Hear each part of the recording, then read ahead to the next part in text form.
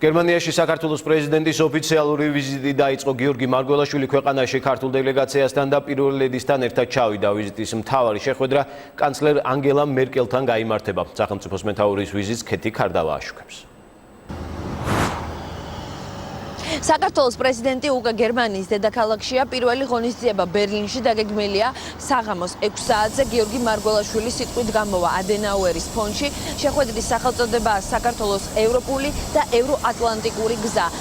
გამოსვლის შემდეგ გიორგი მარგველაშვილი უპასუხებს დამცრე საზოგადოების კითხვებს. გერმანელ კოლეგას და გერმანიის კანცლერს შეხვდება საქართველოს პრეზიდენტი ხვალ. პრეზიდენტთან შეხვედრის შემდეგ დაგეგმილია ერთობლივი პრესკონფერენცია.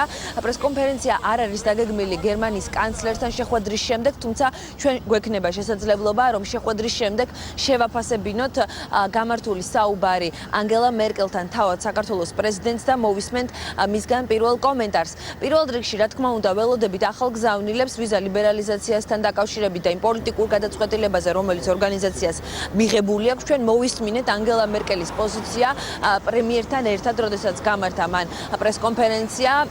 გერმანიის კანცლერმა აღნიშნა, რომ გერმანია არ შეეწინააღმდეგება ევროკომისიის დასკვნას და გადაწყვეტილება იქნება მიღებული მალე და ახლა უკვე ჯერი პარლამენტზეა. ბოლო რამდენიმე დღეა მას შემდეგ, რაც ცნობილი გახდა რეფერენდუმის შედეგები ბრიტანეთის ორგანიზაციიდან გასვლის შესახებ, განსაკუთრებულ რეჟიმზეა გადასული ევროკავშირი და ერთადერთი თემა, რასაც უთმობენ ყურადღებას, ეს არის ბრეგზიტი. თუმცა ქართული დელეგაციის წევრებს ჩვენ ვესაუბრეთ და ისინი ამბობენ, რომ ბრიტანეთის თემა გავლენას ვერ იქონიებს და არ გააჭიანურდება გადაწყვეტილების მიღება, ამიტომ განსაკუთრებით მნიშვნელოვანი იქნება თუ რა განცხადებებს მოვისმენთ ხვალ.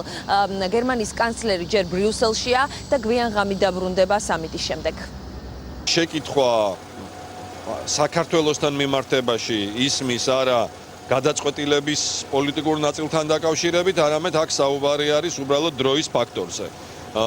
ჩვენ გვესმის აბსოლუტურად ჩვენი პარტნიორების, რომ მათ აქვთ ეხლა რაღაც საკითხები, ძალიან მნიშვნელოვანი საკითხები, რომელიც შიგნით ევროკავშირში დაუყოვნებლივ რეაგირებას მოითხოვს, მაგრამ ასევე ძალიან მნიშვნელოვანია, რომ გათვალისწინებული იქნას ის ფაქტორები, რაც ასევე საქართველოსთვის არის ძალიან აქტუალური. ასე რომ სწორედ აი ამ თემების შეჯერებაზე და პოზიციების შეჯერებაზე ამასთან დაკავშირებით იქნება საუბარი. ჩვენ ძალიან კაფეო გზავნილები მივიღეთ პრემიერ-მინისტრის ვიზიტის დროს. დარწმუნებული ვარ, რომ ძალიან საინტერესო დისკუსია გაიმართება განსაკუთრებით ბოლო პერიოდში ევროპაში მიმდინარე მოვლენებთან ამ კუთხით არსებული გამოწვევების კონტექსტში და მოუთმენლად ველით ძალიან მნიშვნელოვან შეხვედრას. ფედერალურმა კანცლერმა საჯაროდაც გააჟღერა, პოლიტიკური გადაწყვეტილება მიღებულია და უახლოეს მომავალში ჩვენ ველოდებით იმ წინაპირობების შესრულებას, რასაც უკავშირდება ვიზა ლიბერალიზაცია, კერძოდ შეჩერების მექანიზმის მიღება, რომელიც ალბათ ივლისის თვის განმავლობაში ევროპის პარლამენტის მიერ იქნება მიღებული.